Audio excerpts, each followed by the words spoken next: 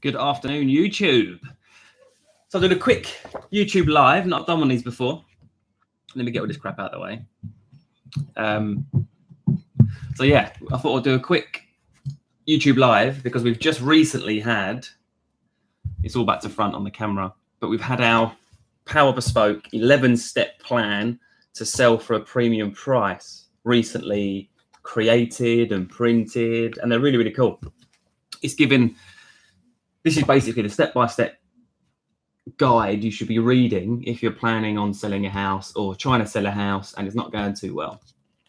And basically I wanted to speak more specifically about viewings, okay? Viewings when selling a house are clearly really, really important because if they're done poorly, the house won't sell. If they're done really well, it'll increase the chances of the house selling. So Power Bespoke, it'll increase the chances of the house selling. So Power Bespoke, where we are now,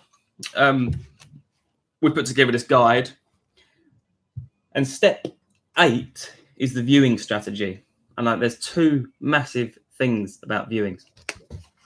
The first thing, let me go to step 8, although I wrote it, it's nice to refer to something. It's crucial that you always have your estate agent show the buyers around, okay? So there's this real misconception in the market where these kind of online estate agents are preaching to people that no one knows the house better than the homeowner, so it's best that the homeowner shows a buyer around the house. I completely disagree, and one thing happened in my career which made me believe that. So here it is. On a first viewing, okay, so you've got first and second viewings. 9 times out of 10, the buyer will view initially, and that's the emotional attachment. That's the emotional viewing. They walk in. There's that saying that it takes 15 seconds to kind of know, and that's really true unless you're an investment buyer. But the first viewing is about emotion, and they'll just get an attachment or not, and the second viewing is very logical. Okay, so it's really important that your agent shows people around on the first viewing, because on the first viewing, it's not about the house, it's about the buyer, okay? And the agent will know the buyer more than you do. I'll give you an example. I once accompanied a viewing and the seller was at home. The seller was quite excited about doing viewings, which is fair enough, so they led the way. And I witnessed them. I was standing there. I had to jump in because I thought this is going really bad. The homeowner they loved their house, and I totally understand it. But they were talking for 15 minutes about the 5 parking spaces that this house has got. You know, oh yeah, our driveway's great. We've got 5 parking spaces. When my daughter got to drive, and my son then got to drive, and I've got a car. My husband's got a car. It's just so easy for us, and it was when friends come over, blah blah blah. They were really going at it about these 5 parking spaces. What they didn't realise, because they were focused on their house and they weren't focused on the buyer, was that the buyer don't drive. Okay, if they knew more about the buyer, they would understand the buyer was interested in their house, not for the 5 parking spaces, but for the fact that it was only 100 meters from the train station. So it's so important. I've witnessed more times than not homeowners ruin viewings because they want to sell all the great features about the house on that first viewing, and it's so not the way to do it.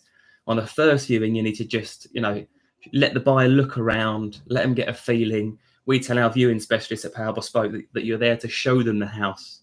You're not there to sell them the house. So it's tipping it on its head. Then you've got the second viewing. Then I think it's great that the homeowner is home and present, maybe sitting in another room for any questions that us agents can't answer. But to do all your viewings yourself, firstly, you need to be paying us. You're paying us for our expertise and our ability to show a house in the right way, to ask the right questions, to not talk too much to the buyer, stay behind them, let them lead the way, all this kind of stuff. So that's the first thing. Always have your agent accompany your viewings. Second thing is, viewings have to be blocked together.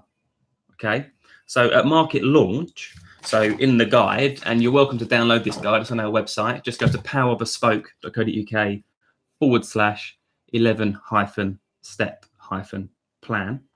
I'll put a link in the description of this video or the comments.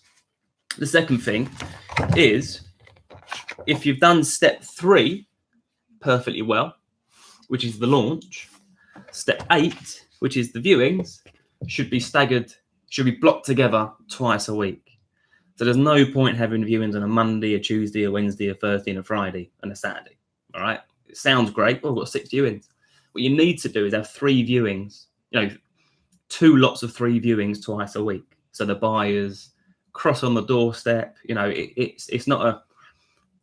I'm not saying they should all be in the house at the same time. I'm massively against kind of open houses in certain situations, but they certainly should be crossing one after the other, one coming out from a viewing, one going in.